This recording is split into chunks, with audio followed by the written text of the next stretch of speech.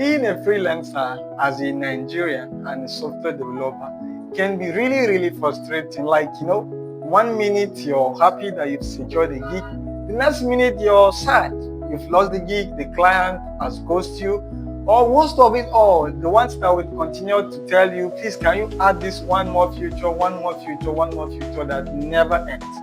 Myself, I have also had my own share of all of this freelancing wahala, having to deal with clients that you're going to work for them, and then the requirements never ends. After you've built everything from ground up, they tell you that this was not what they were expecting, or this was not the requirement they gave you, and you have to unwire everything and start rewiring all over again. It can really, really be frustrating, draining, because it is time consuming and you're not getting any pay. It's more like you're now doing voluntary work or a free work, because nobody's going to pay you. So there are a lot of issues, circulating around freelancing as in Nigeria, especially now that we have a very bad reputation online. You secure a job, you are invited for an interview, they ask you where are you from, you say you're in Nigeria, they ghost you, or you get a gig to freelance, the moment they find out you're in Nigeria, and that will be the end of it. So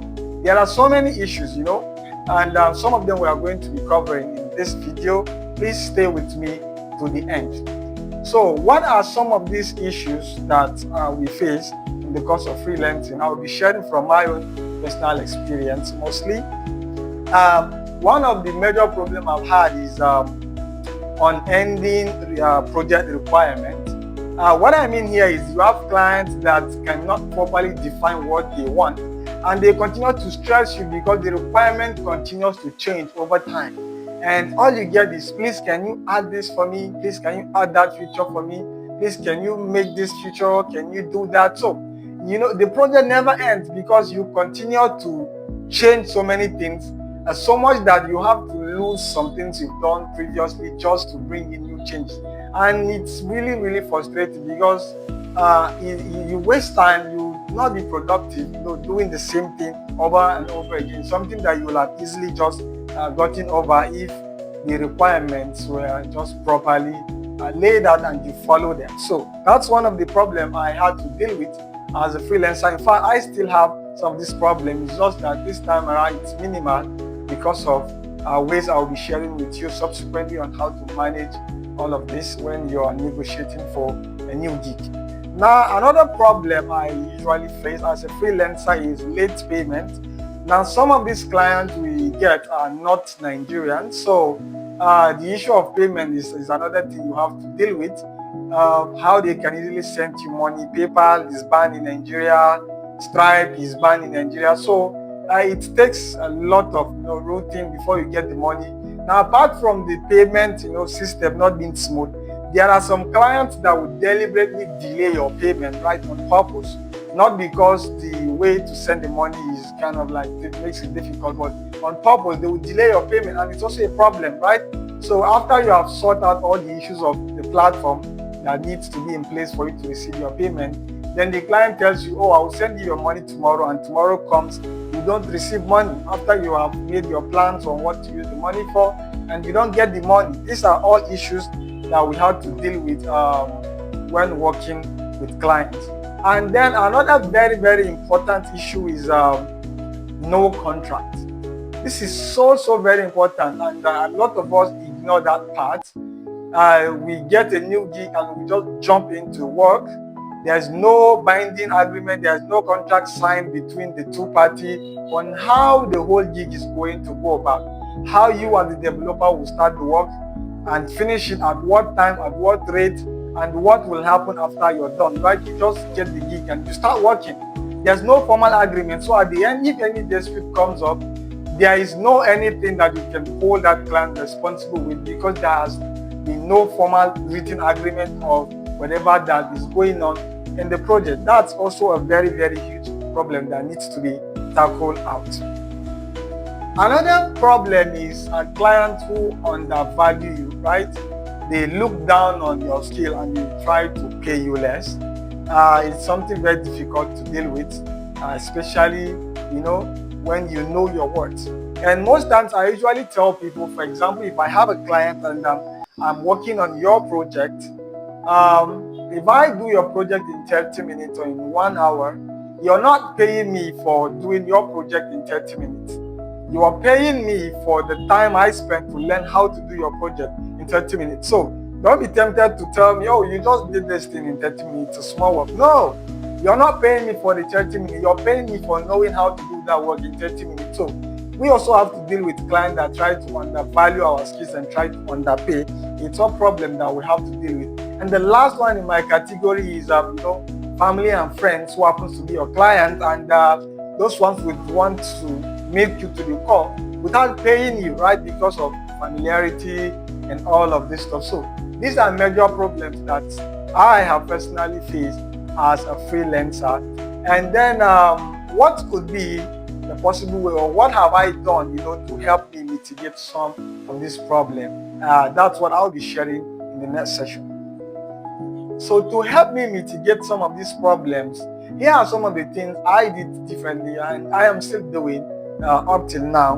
Now, the first one, that's for the first problem that has to do with the requirement that never ends. I resort to writing very clear and finite requirement, very, very clear and definite requirement, that everything is clearly stated on what you need in that project. And I can assure you that anything outside what I've captured in that requirement, I'm not adding it, except we are going to do a new negotiation. So learn to properly document everything in the requirement that needs to be captured in the project, and ask all the important and necessary questions. Take your time, don't be in a rush. Ask the client all the questions in areas that you're not so clear with. Let them properly explain so that you can document it. And if tomorrow they say this requirement has changed, you would just bring the document and show them, this was exactly what I asked you and you gave me. So it's not me, it's on you that you didn't give me the correct requirement. Secondly, you can use milestones to measure how much progress you have made, right? You try to check depending on the features you have built, and then you checkmate it with the requirements that you have. So you know if you're done with all that you're supposed to do based on your project or not. So as you're collecting the requirements, you can divide them into stages, okay?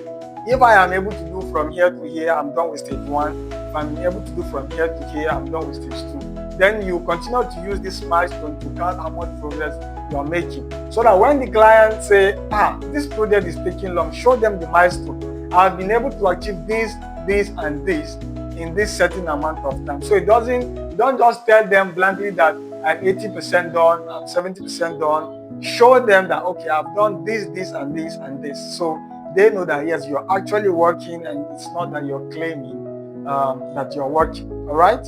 Yeah. And thirdly, still on the requirement, learn to say no. This is not part of our agreement. The moment the client tries to bring in something new that is out of the agreement, do not hesitate to tell them no.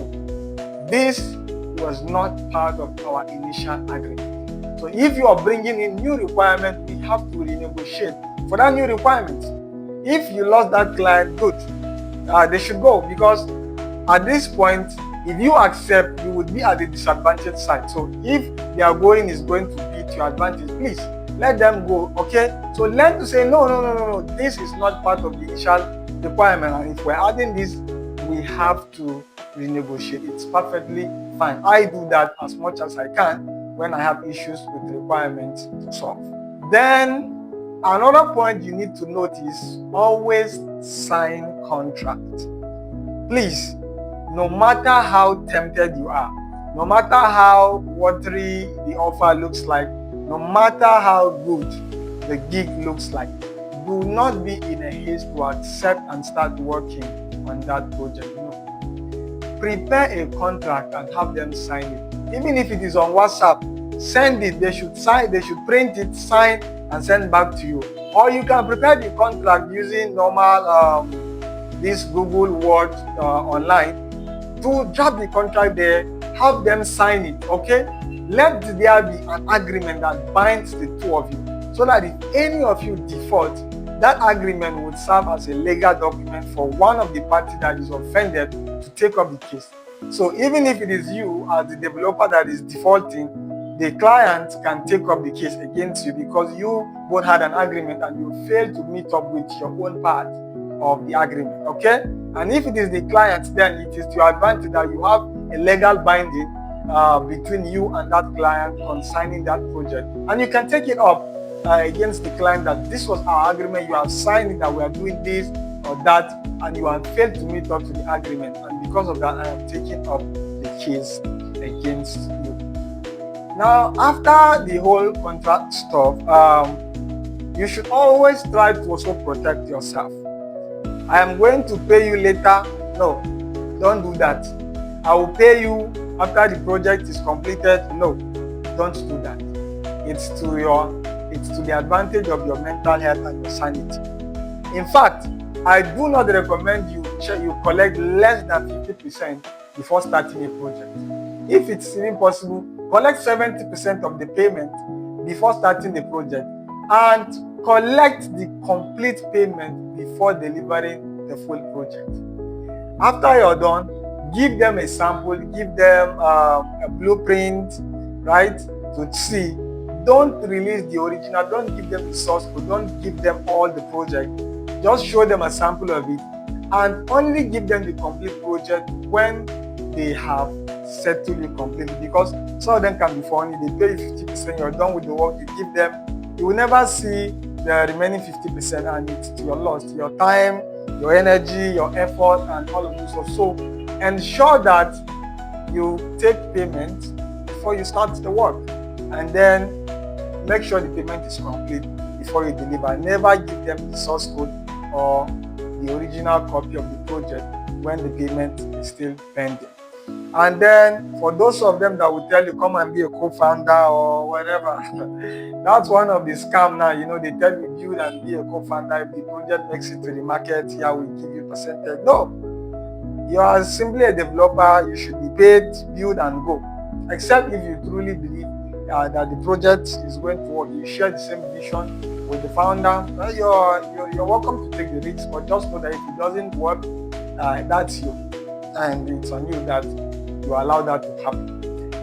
Then the last big problem, which has to do with you being in Nigeria, not the client again, not you not being skillful, but you being in Nigeria. That's also a huge problem that we have to deal with the outside community. The moment you're dealing with the white man and you tell them you're from Nigeria, they just assume you're a scammer, you're out here to scam, and you will not deliver anything good. So you're most likely going to lose the gig. So how do you handle issues like this? I really encourage people to be honest. What is meant to be yours would be yours. So in as much as it might work if you decide to change your identity, maybe claim another citizenship of another country, if you can, it might work, but maybe along the line, if the client finds out that you were lying, it's still to your discredit, it's to your disadvantage, and you will still lose that contract. But what I usually recommend is for the few that you are able to get that took the risk to work with you, always ask them to recommend you.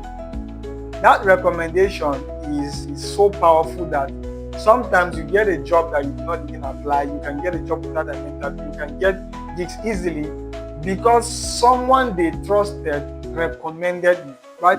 So for someone to recommend you to another person, it means this person is sure that you are able to deliver.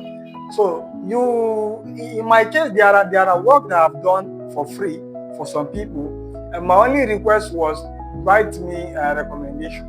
That's all. That's all I need from you, okay? Or I can come to you time to time requesting for a recommendation, and I will be glad if you can grant me that one request. That's all I need from you, and that's one way you can easily go out of this kind of trouble, okay? So have people recommend you for other people in their cycle that they feel would need your services, and that way you can easily make more money. You can easily get more gigs to work as a freelancer even outside Nigeria, because honestly, getting gigs within Nigeria, it's just what it is. So to plan it all, always put yourself first.